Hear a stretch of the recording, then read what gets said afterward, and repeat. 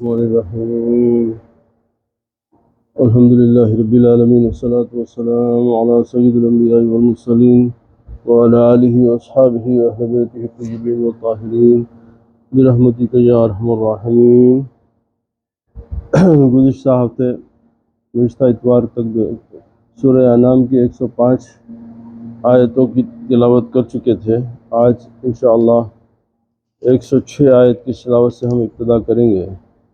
اللہ سبحانہ و تعالیٰ فرماتا ہے کہ بسم اللہ الرحمن الرحیم، اتبعی ما اوحی الیک من ربک لا الہ الا ہوا وعارض عن المشرکین۔ اے نبی پاک، آپ اس قرآن کی پیروی کیجئے جو آپ کی طرف آپ کے رب کی جانب سے وحی کیا گیا۔ اللہ کے سوا کوئی معبود نہیں، اور آپ مشرکوں سے کنارہ کشی کر لیجئے، دوری اختیار کر لیجئے۔ تو اب اس بارے میں کہ وحی کے مطابق عمل کرنے کا بیان ہے۔ آپ صلی اللہ علیہ وسلم کی امت کو حکم ہو رہا ہے کہ وحی الہی کی اتباع اور اسی کے مطابق عمل کرو، یعنی جو قرآن و حدیث سے جو آپ کو وہی قرآن ہے وہی حدیث ہے، آپ ان دونوں کے ساتھ جو احکام ہے اس پہ عمل کرو۔ جو وحی اللہ کی جانب سے اترتی ہے وہ سراسر حق ہے، اور اس کے حق ہونے میں ذرا سا بھی شک نہیں۔ معبود برحق یعنی اللہ تبارک تعالیٰ صرف وہی ہے۔ مشرکین سے درگزر کرو، جو یہ مشرکین ہیں بولے ان سے دوری اختیار کرو، ان سے دور ہو جاؤ، درگزر کرو، ان کے ایذا دہی پر صبر کرو، یعنی وہ لوگ آپ کو جو تکلیف پہنچا رہے ہیں، جو آپ کو ستا رہے ہیں، آپ کے ساتھ جو ہے ظلم روا رکھے ہوئے ہیں، تو اس پہ آپ صبر کرو۔ ان کی بدزبانی برداشت کرنے ان کی بدزبانی سننے، یقین مان کر تیری فتح کا، تیرے غلبے کا، تیری طاقت و قوت کا وقت دور نہیں۔ بولے آپ صرف صبر کرو، وہ لوگ جو کر رہے ہیں چھوڑو ان کے حال پہ، کامیابی آپ کی ہے، فتح آپ کے نصیب میں ہے۔ آپ کو یہ جو ہے انشاءاللہ تعالی اللہ کی مصلحتوں کو کوئی نہیں جانتا، اس لیے کہ اب ہمارے ساتھ کیا ہوتا ہے کہ بھئی کوئی غم کی بات ہمارے سامنے آ گئی، کوئی ہمارے نقصان کی بات ہمارے سامنے آ گئی، تو فوراً جو ہے ہمارے کو یہ ہوتا کہ بھئی ارے ہمارے ساتھ بڑا وہ ہو گیا۔ نہیں، جب آپ اللہ کے ساتھ مخلص ہیں تو ہر چیز میں مصلحت ہے، ہر چیز میں مصلحت ہے۔ ظاہر میں آپ کو نقصان دکھتا، ہو سکتا اللہ سبحانہ و تعالیٰ کیونکہ آپ اللہ کے بندے ہیں، اللہ سے محبت رکھتے ہیں، اللہ کے حکم کے اوپر چل رہے ہیں، تو پھر آپ کے ساتھ یہ برا کیسا ہوا؟ نہیں، ظاہر میں کوئی چیز نقصان دہ بھی ہو جائے مگر اس درپردہ اس کے لیے کوئی فائدہ ہے۔ کیوں کہ اگر بندہ مخلص ہو تو انہیں اللہ سبحانہ و تعالیٰ کی ذات سے کوئی نقصان کا تصور کرنا بھی مشکل ہے اس کے لیے۔ اور ہماری کیسی بندگی ہے کہ ہم چھوٹے موٹے نقصان سے ہم اللہ سے دوری اختیار کر لے رہے ہیں؟ یہ کیسی بندگی کر رہے ہیں آپ کہ چھوٹی موٹی بات ہوتے آپ فوراً جو ہے نہیں اللہ تعالیٰ میری دعا نہیں سن رہا میں۔ ارے بھائی تم نہیں جانتے، تمہارے کو تو ہے، تمہاری نظر محدود ہے، تم کو وہی نظر آ رہا تمہارے ظاہر کے نقصان سے۔ اس کی مثال اگر آپ موٹی موٹی دیکھنا چاہے تو کربلا میں 72 نفوس شہید ہو گئے، 18 تو اہل بیت رسول اللہ کے گھر والے تھے، تو ظاہر میں کتنا بڑا ظلم ہوا، کتنا بڑا ظلم ہوا کہ آج بھی 1400 سال کے بعد میں بھی جب وہ تاریخ پڑھ جاتے، واقعات دہرائے جاتے تو ہمارے آنکھ میں آنسو آ جاتے ہیں کہ کتنا بڑا ظلم ہوا، مگر اللہ تعالیٰ کیا اپنے محبوب کے چاہنے والوں کے ساتھ ظلم کرتا تھا؟ نہیں۔ اب اس کا درپدر فائدہ یہ ہوا کہ اسلام کی بقا ہو گئی، اسلام مضبوط ہو گیا، اسلام میں حق و باطل کی پہچان ہو گئی۔ تو وہ لوگ جو اپنے خون کا نذرانہ اللہ کے سپرد پیش کرے، اس کا صلہ یہ ہو گیا کہ اسلام زندہ ہو گیا۔ اور یہ میں نہیں بول رہا ہوں، یہ خواجہ غریب نواز قبلہ رضی اللہ تعالیٰ عنہ جیسی ذات فرما رہے ہیں کہ دین است حسین، دین پناہ است حسین، دین حسین کی ذات ہے، اور یہ دین کو جو پناہ ملی وہ حسین کی ذات ہے۔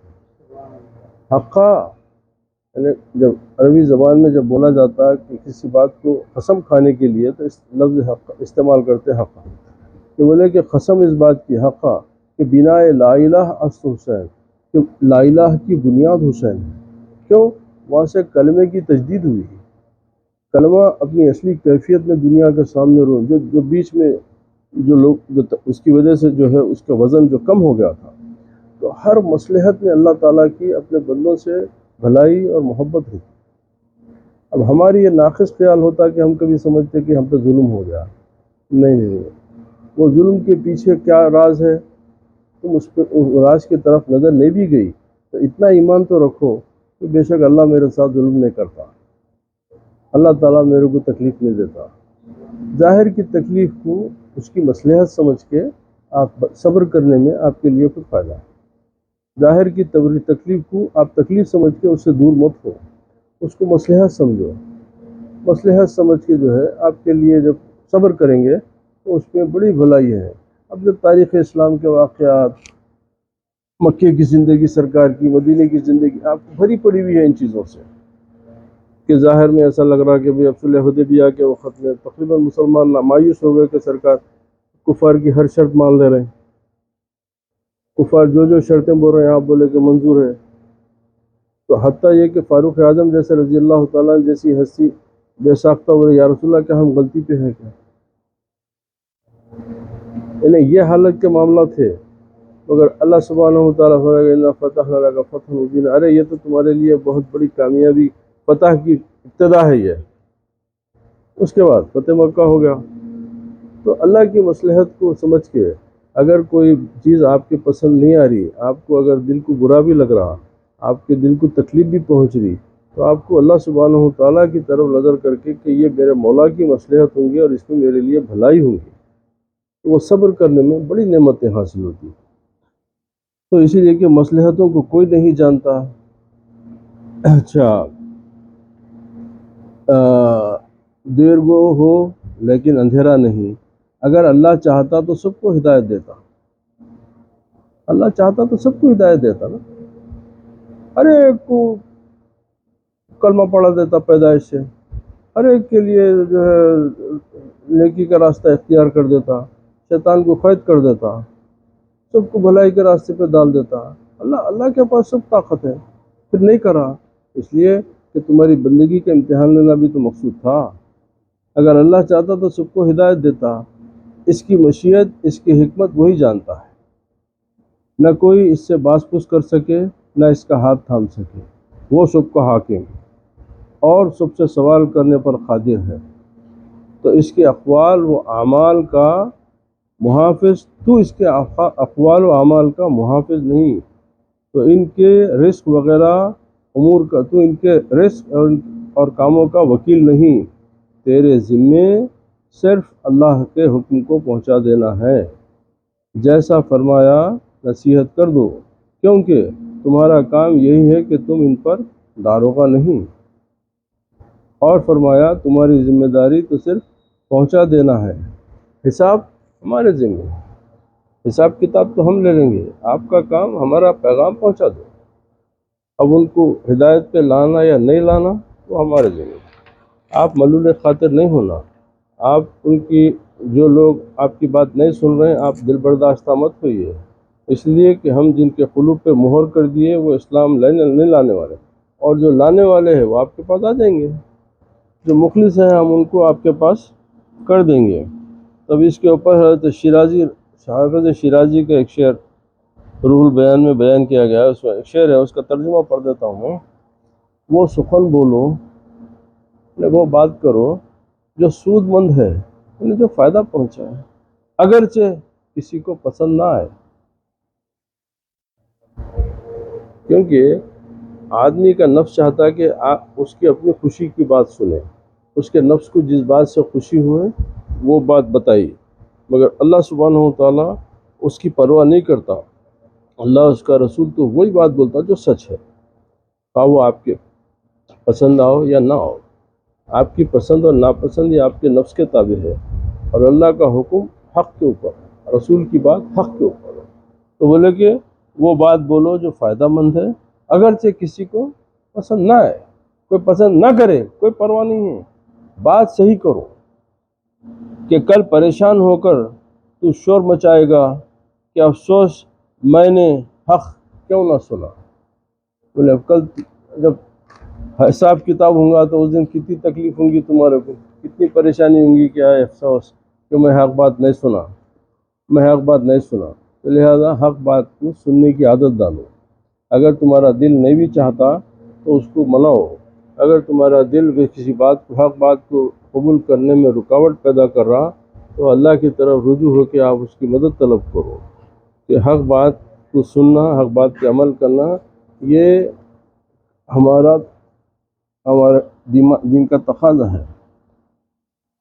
تو اس سے معلوم ہوتا ہے کہ اللہ مشرکین کی توحید و ایمان چاہتا ہی نہیں. سوال یہ ہے کہ اللہ، اس سے معلوم ہوتا ہے کہ اللہ مشرکین کو توحید کی بات سمجھانا یا وہ ایمان لانا یہ اللہ تعالیٰ نہیں چاہتا. حالانکہ یہ تو نہایت بری بات ہے، خبیث امر ہے، اور خبیث کی نسبت اللہ کی طرف حرام ہے. بری بات کی نسبت اللہ کی طرف حرام ہے. اب یہ سوال ہے، اب اس کے جواب میں مفسر فرما رہے ہیں کہ اللہ تعالیٰ کے نہ چاہنے کی نسبت اس وقت نہیں جبکہ کفار ایمان و توحید کی طرف رغبت رکھ کر متوجہ ہوں اور اللہ تعالیٰ انہیں اس سے روکے. اللہ ان کو روکا نہیں، کیونکہ ان کے دلوں میں وہ رغبت کھینچ گئی، ان کے دلوں میں وہ رغبت ہی نہیں آئی، تو اللہ روکا کہاں؟ اللہ تو دعوت اپنے نبی کے ذریعے بھیج دیا نا، سب کو پیغام عام کہاں، پوری کائنات روئے زمین پہ ہر ایک کے لیے پیغام ہوگا کہ یہ ہمارا کلام ہے اور یہ ہمارا رسول ہے، یہ کلام اس کے سنو اور اس کی بات سب پہ عمل کرو. اللہ تعالیٰ کہاں روکا؟ تم نہیں مان کے یہ بول رہے ہیں کہ جو ہے اللہ تعالیٰ ان کو اپنے قریب نہیں. اللہ تعالیٰ تو اپنی ہدایت کا فضل، اپنی حکم جو ہے اپنے نبی کے ذریعے برابر پہنچا دیا، تو ان سے روکا نہیں. یہ معنی ہرگز نہیں، بلکہ یہ معنی ہے کہ جب یہ لوگ اپنے اختیار کو ایمان پر صرف ہی نہیں کرتے، اپنے اختیار کو ایمان پر صرف ہی نہیں کرتے بلکہ کفر پر ڈٹے ہوئے ہیں، تو پھر اللہ تعالیٰ بھی ان کے ایمان و توحید کا ارادہ نہیں فرماتا. دیکھیے، اب کوئی لوگ بولتے کہ بھئی استغفر اللہ، بحث ضروری نہیں ہے یہاں پہ، مگر ایک ضمناً آگے بتا دے رہا ہوں. اب بات فرقے ایسی ہے، بات دماغ ایسے ہوتے کہ بھئی اب جب سب اللہ تعالیٰ کے ہاتھ میں ہے تو سزا، نیکی اور گناہ سب اس کے اختیار میں ہے، تو گناہ میرے سے کہاں ہوا؟ استغفر اللہ، تقدیر میں تھا کرا. ایسی بکواس کرنے والے بھی دنیا میں بہت آئے. تو اس کے اوپر بڑی بحثیں ہیں، میں تفصیل میں نہیں جا کے ایک مختصر سی بات بتاتا ہوں کہ گناہ کیا ہے. جس گناہ سے آپ کے نفس کو لذت ملے وہ گناہ ہے. آپ کا نفس اس گناہ کی لذت سے محظوظ ہوا تو وہ آپ کے نفس کی لذت کے لیے کر رہے ہیں. آپ خدا کی مرضی کیسا بتا رہے ہیں وہاں پہ؟ آپ یہ کیسا بتا رہے ہیں کہ تقدیر میں تھا میرے؟ تقدیر میں آپ ایسی بری طریقے سے تقدیر کی اگر تشہیر کرتے بیٹھیں گے تو معاملہ بڑا بگڑ جائیں گا، دین کے حالات بگڑ جائیں گے. نہیں، یہاں تو آپ وہ لذت محسوس کریں. وہ نفس، آپ کا نفس اس گناہ کی لذت سے محظوظ ہوا تو وہ گناہ ہے۔ گناہ کا تعلق آپ کے نفس سے ہوتا، آپ کی روح سے نہیں ہوتا، آپ کے نفس سے ہے۔ اور جہاں آپ کا نفس کسی برے عمل سے اپنے آپ کو تسکین، خوشی محسوس کرے تو وہ اللہ کی ناراضگی ہے، وہ اللہ کی خوشی نہیں ہے، کیونکہ اللہ تعالیٰ تو آپ کے لیے فرمایا کہ میں تمہارے نفس میں اچھائی اور برائی دونوں رکھا، فَأَلْهَمَهَا فُجُورَهَا وَتَقْوَاهَا قَدْ أَفْلَحَ مَنْ زَكَّاهَا وَقَدْ خَابَ مَنْ دَسَّاهَا۔ تو اب جو نیکی کی طرف رغبت کرا وہ بھلائی کی پا لیا، اور جو اس کو چھوڑ دیا، جو برائی کی طرف، وہ اس میں دھس گیا۔ تو یہاں پر آپ کو عقل کی دولت دے کر، ورنہ آپ میں اور حیوان میں کیا فرق ہے؟ صرف عقل۔ اسی لیے بے عقل انسان کو حیوان ناطق بولا جاتا، کہ بات کرتا ہوا جانور ہے یہ، اور کیا ہے؟ کیونکہ جتنی حیوانی چیزیں ہوتی ہیں وہ انسان کے اندر بھی ہے، تو شہوت ہے، بھوک ہے، حسد ہے، لڑائی جھگڑے، تمام چیزیں حیوانی ہیں۔ آپ کو برتری کس لیے دیا؟ کہ آپ کو عقل جیسی دولت دیا۔ اب آپ کا عقل استعمال نہیں کر رہے ہیں، آپ کو عقل ہوتی تو آپ اللہ اس کے رسول کے حکم کو مانتے، آپ کو عقل ہوتی تو آپ اپنے خالق کی طرف متوجہ ہوتے، اپنے رسول کی باتوں کے اوپر غور کرتے۔ آپ عقل کا استعمال کر رہے ہیں، مگر آپ بول رہے ہیں کہ اس کو بہانہ تلاش کر کے بول رہے ہیں کہ نہیں یہ بھی اس کی مرضی سے ہے۔ نہیں نہیں نہیں، یہ چیز جو ہے آپ گناہ کر رہے ہیں اور اللہ تعالیٰ سے جو ہے دوری اختیار کر دے رہے ہیں۔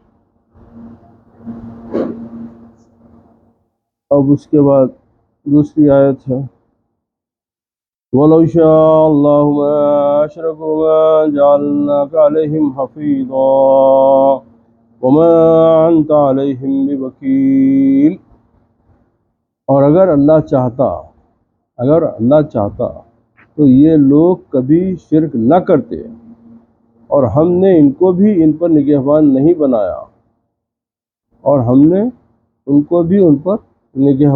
بنایا، اور آپ ان پر پاسبان ہیں۔ تو مطلب کیا ہے؟ اس آیت میں اس کی وجہ بتائی گئی کہ اگر اللہ سبحانہ و تعالیٰ کو تکوینی طور پر، یعنی دنیا کے بنانے طور پر منظور ہوتا کہ سب انسان مسلمان ہو جائیں تو یہ شرک نہ کر سکتے، لیکن ان کی بدعنوانیوں کی وجہ سے اللہ سبحانہ و تعالیٰ کو یہ منظور تھا کہ ان کو سزا ملے، تو ایسا ہی سامان جمع کر دیا۔ پھر آپ ان کو کیسے مسلمان بنا سکتے ہیں؟ اور آپ اس فکر میں پڑے کیوں ہیں؟ ہم نے آپ کو ان کے اعمال کا نگران نہیں بنایا، اور نہ آپ صلی اللہ علیہ وسلم ان اعمال پر عذاب دینے کے ہماری طرف سے مختار ہیں، اس لیے آپ کو ان کے اعمال سے تشویش نہ ہونی چاہیے۔ آپ اپنا کام کیجئے، جو آپ کی ذمہ داری ہے وہ آپ اپنی ذمہ داری پوری کریجئے، آگے کے معاملات جو ہے وہ ہم دیکھ لیں گے۔ اب یہاں پر روح البیان میں اس بارے میں یہ فرمایا گیا، اور یہ حفیظ یعنی اپنے ماقبل کے یعنی ہم نے آپ کو ان پر حفیظاً نگران اور محافظ نہیں بنایا کہ آپ ہماری طرف سے ان کے اعمال کی نگرانی کرتے رہیں، اور نہ ہی آپ ان کے وکیل ہیں کہ ان کے امور کا نظم و نسق سنبھال کر ان کی مصلحتوں کی تدبیریں بتاتے رہیں۔ اب حفیظ و وکیل میں فرق کیا ہے؟ آیت میں حفیظ وکیل دونوں کو یکجا لانے میں اشارہ ہے کہ ان دونوں میں معنوی فرق ہے، اس لیے کہ حافظ وہ حفیظ وہ ہیں جو کسی کو نقصان رسا شے سے بچائے۔ حافظ و حفیظ وہ ہیں جو کسی کو کسی نقصان رسا شے سے بچائے، اور وکیل وہ ہے جو کسی کو نفع رسانے کی تدبیر بتائے۔ تو اس میں فائدہ کیا ہوا؟ تو فائدہ اس آیت سے معلوم ہوا کہ اللہ تعالیٰ کا حق وہ بدبخت قبول نہیں کرتا جو ازل سے بدبختی کا شکار ہوا ہے۔ ایسے بدبختوں کے لیے اللہ تعالیٰ بھی ہدایت دینا اور ان کو سعادت مند بنانا پسند نہیں فرمایا۔ آنکھیں کبھی خوف خدا سے نہ روئیں۔ اچھا، بدبختی کی علامات کیا ہے؟ بدبختی کی علامات کیا ہیں؟ آنکھیں کبھی خوف خدا سے نہ روئیں، دل بہت سخت ہو، دنیا کی محبت بہت زیادہ ہو، دنیاوی آرزوؤں کی بہتات ہو، پڑو بس دنیاوی آرزوؤں میں پڑے گئے، تو یہ سمجھ لو کہ یہ بدبختی کی علامات۔ تو اللہ تعالیٰ کیا فرمایا کہ خوف خدا سے جو اللہ تعالیٰ کی رضا چاہتا ہے وہ کیا ہوتا ہے کہ اللہ تعالیٰ کے حضور خوف سے روتا ہے، اس کی آنکھ سے آنسو نکلتے ہیں اور اس کا دل نرم ہوتا ہے، اور دنیا کی محبت اس پہ اللہ کی محبت پہ غالب نہیں آتی، اور دنیاوی امور کی آرزویں کم ہو جاتی ہیں۔ یہ خوش بختی کی، خوش نصیبی کی علامات ہیں، اور اس کے برعکس بدبختی ہے۔ اب سعادت مندوں کی نشانیاں کیا ہے؟ تو بولے صالحین، اولیاء اللہ کی محبت۔ یہ دیکھیے، یہ سعادت مندوں کی نشانیوں میں بیان کیا گیا کہ اللہ والوں سے محبت کرنا یہ اللہ کی سعادت مند لوگوں کی بندوں کی نشانی ہے۔ یہ تو ہم کم سے کم اللہ کا احسان ہے کہ ہم اس زمرے میں ہیں۔ یہ لوگ جو اولیاء اللہ کے نام سے ان کو بغض ہوتا ہے، ان کو تکلیف ہوتی ہے، تو یہ بدبخت ہو گئے ہیں، انہوں جو ہے اللہ تعالیٰ کی محبت سے دور ہو گئے ہیں۔ تو بتا رہے ہیں کہ سعادت مندوں کی نشانیاں یہ ہے کہ صالحین یعنی اولیاء اللہ کی محبت اور ان کے قرب کی تمنا رکھنا، دوسرے تلاوت مجید قرآن مجید کرنا، تیسرے شب بیداری یعنی رات میں اللہ تعالیٰ کا ذکر کرنا، چوتھی اللہ والوں کی صحبت، اب اس میں دنیا علماء ظاہر ہے، علماء باطن ہے، سب شامل ہیں، ان کی صحبت، اور پانچویں رقت قلبی یعنی آپ کا قلب ہمیشہ اللہ تعالیٰ کی طرف متوجہ رہنا۔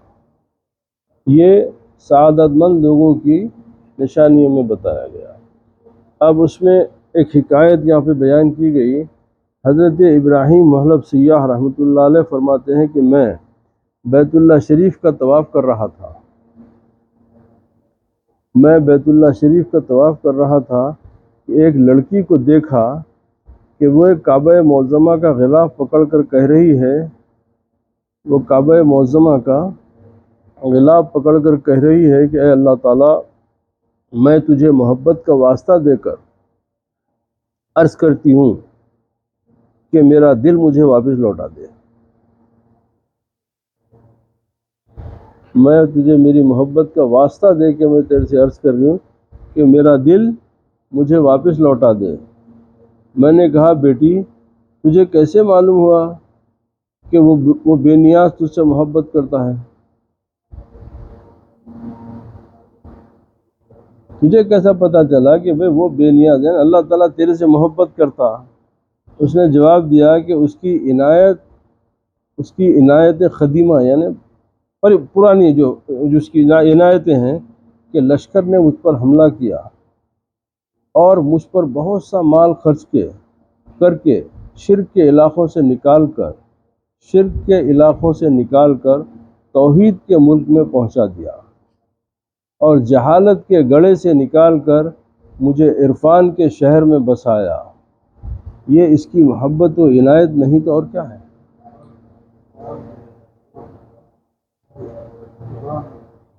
یہ اس کی محبت نہیں تو اور کیا ہے کہ میرے کو شرک سے محفوظ کرا، میرے کو جو ہے جہالت سے نکالا، یہ تمام چیزوں نے محبت نہیں کرتا تو میرے ساتھ یہ سلوک کیوں کرتا؟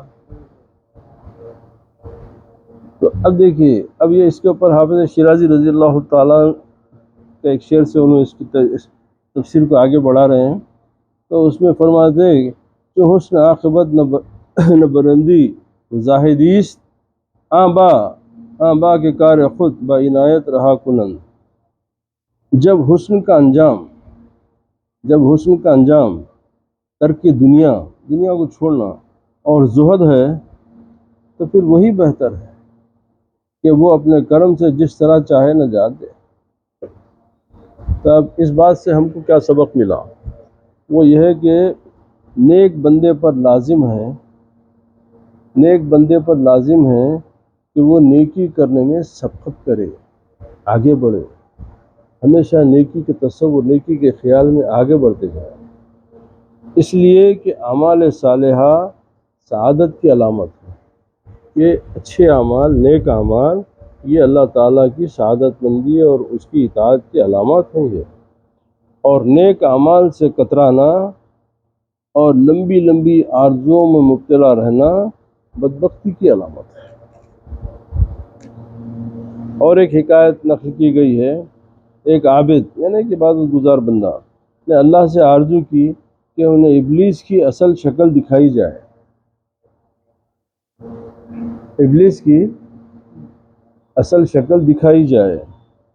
اسے جواب ملا کہ آپ صرف اپنی جاہلیت کی خیر مانگیں، آپ صرف اپنی جاہلیت کی خیر مانگیں اور بس، لیکن وہ اس پر مصر رہے۔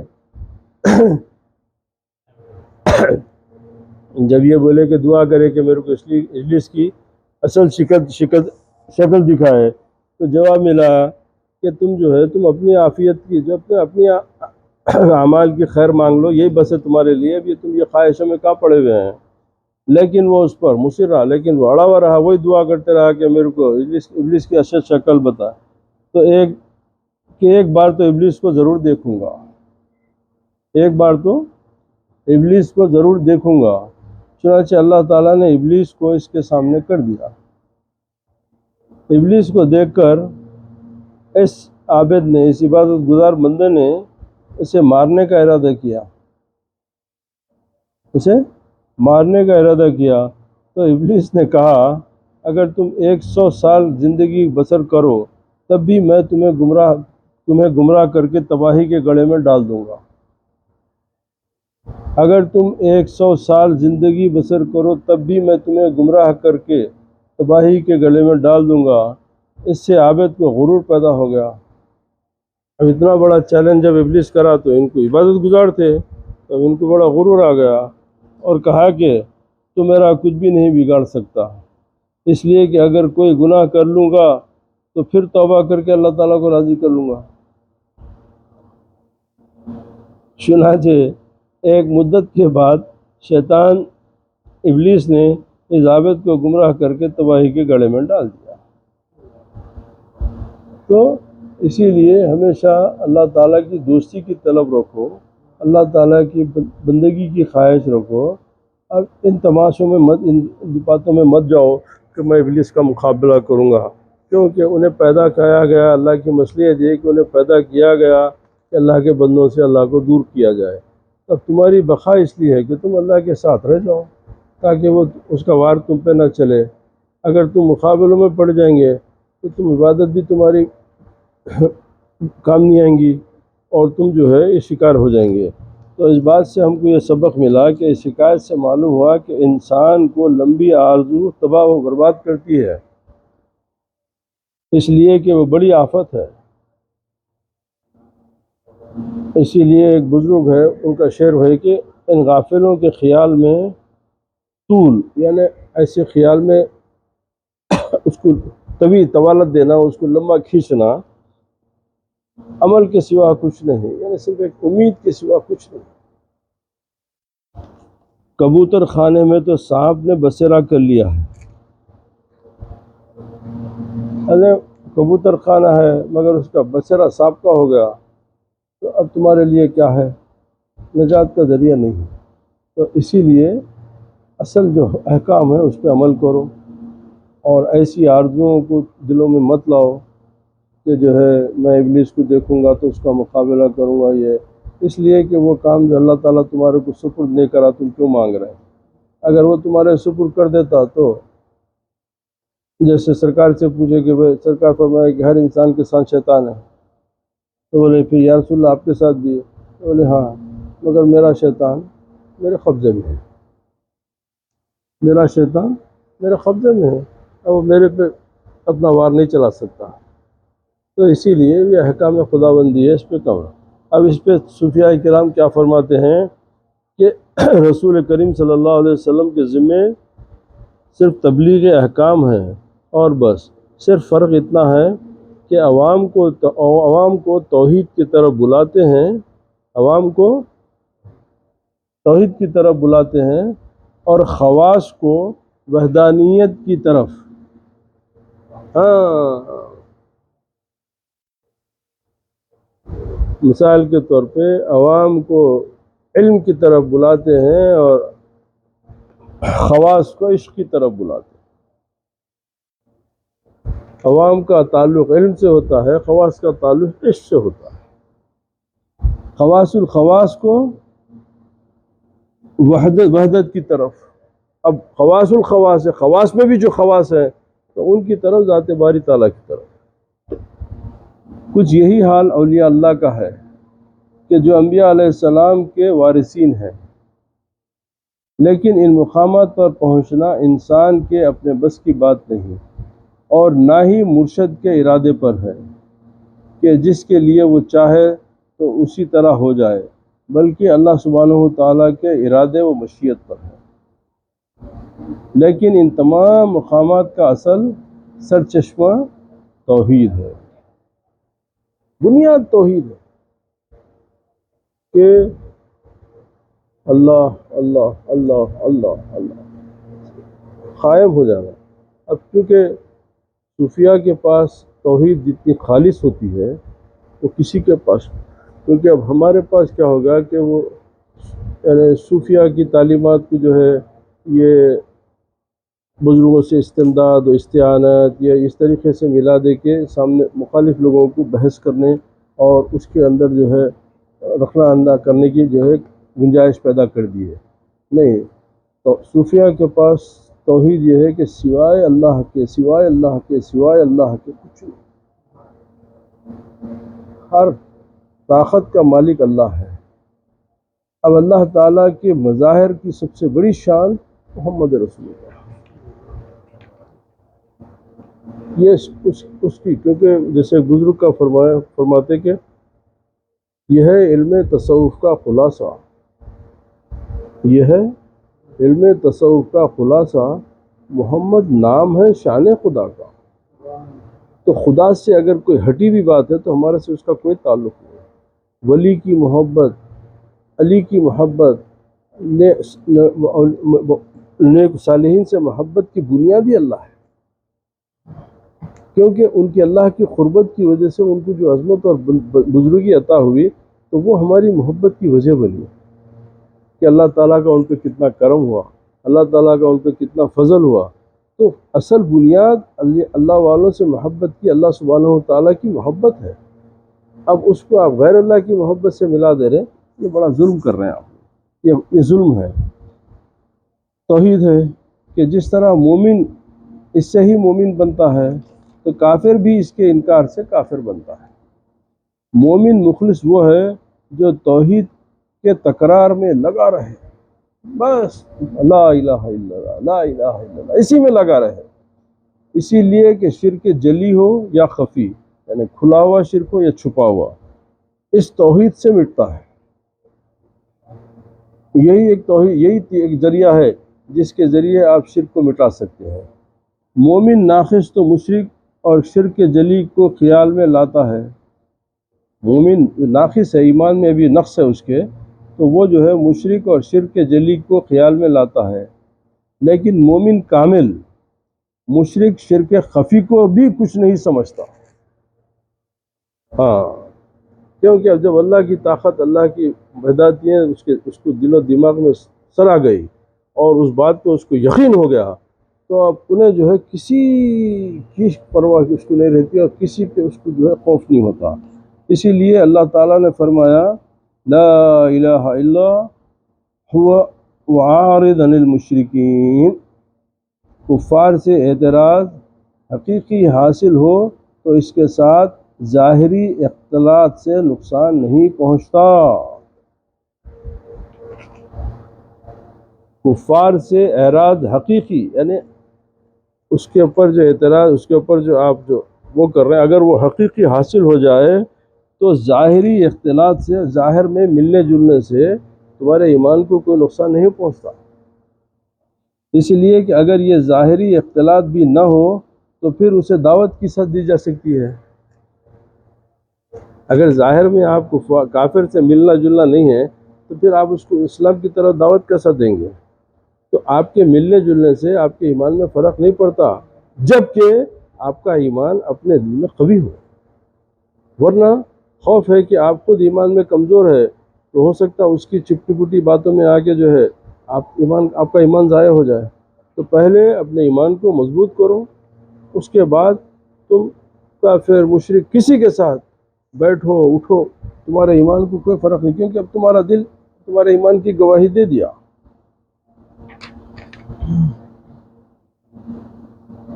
تو پھر اسے اچھا، اور اس پر حجت کس طرح قائم کی جا سکے گی؟ پھر اس کے بعد اگر آپ ان سے ملیں گے جلیں گے نہیں تو پھر آپ کے اوپر تبلیغ کی حجت کیسا قائم ہوگی؟ کہ دین کی اشاعت کی ذمہ داری آپ پہ کیسا قائم ہوگی؟ نہیں ہوگی نا۔ اور قیامت میں اسے کس طرح ساکت کیا جا سکے گا؟ کہ قیامت کے دن اس کو کیسا خاموش بٹھایا جائے گا؟ انہوں نے بولا کہ یا اللہ میرے تک تو تیری تعلیم ہی نہیں پہنچی۔ تو ان کی ہدایت کے لیے تو سب سے پہلے تم اپنے ایمان کو قوی کر لے کے ان کے ساتھ بیٹھ کے ان کو ہدایت کرو۔ اگر تمہارا ایمان اس درجے کا نہیں ہے تو تم ہدایت کی طرف جانا، تم اپنے ایمان کو جو ہے متزلزل کرنا ہے۔ واللہ یدعو الی دار السلام علی من اتبع الہدی، اللہ سبحانہ وتعالیٰ صرف اسے اپنی دار السلام کی دعوت دیتا ہے جو ہدایت کی اتباع کرتا ہے، اور جو خواہش نفسانی کے در پہ رہتا ہے اسے قیامت میں سخت ملامت اور رسوائی نصیب ہوگی۔ ہاں، ہدایت کے لیے بھی اللہ کی رضا تو سب سے پہلے ضروری ہے۔ اگر آپ کی نفسانی خواہش ہے کہ ہم اتنوں کو تبلیغ کر دیے، ہم اتنوں کو راستے پہ لا دیے، ہمارے کو اتنا نہیں، یہ کام میں تمہارے لیے رسوائی ہے، اس لیے کہ ہدایت اللہ کی طرف سے ہے۔ تمہاری زبان کا استعمال ہو رہا تو تم اللہ کا شکر ادا کرو، تمہارے اعمال سے جو ہے ہدایت مل رہی کسی کو تو آپ اللہ کا شکر ادا کرو۔ اس پہ اترانا اور اس پہ یہ سمجھنا کہ یہ میری کوشش ہے، یہ تمہارے نفس کی باتیں ہیں اور یہ اللہ تعالیٰ کو ناراض کرنے والی باتیں ہیں، اس کے اوپر تو انشاءاللہ آج کے اسی کے اوپر ہم جو ہے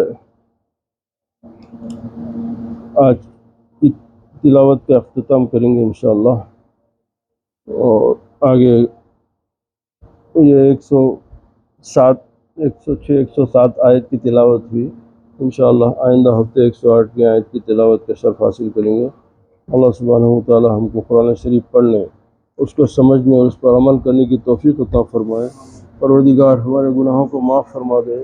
پروردگار ہم کو اپنے محبوبین، اپنے واصلین اللہ تعالیٰ کی ان کی غلامی نصیب کرائے اور ان سے محبت کی توفیق عطا کرے، اور اللہ سبحانہ وتعالی ہم کو صحیح راستے پر چلنے کی صراط مستقیم عطا کرے، وہ راستہ جو کہ اللہ اس کے رسول کی خوشی ہو اور اس کی عنایتیں، اس کی مہربانی ہو۔